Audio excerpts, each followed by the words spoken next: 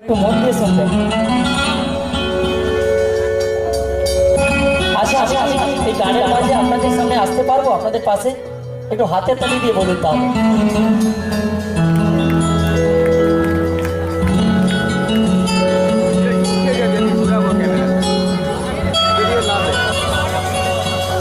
তোমায় না বলা কথা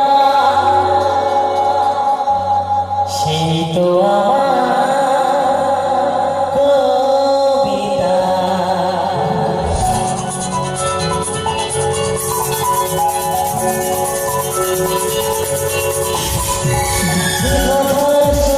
চোখে তোমায় দেখে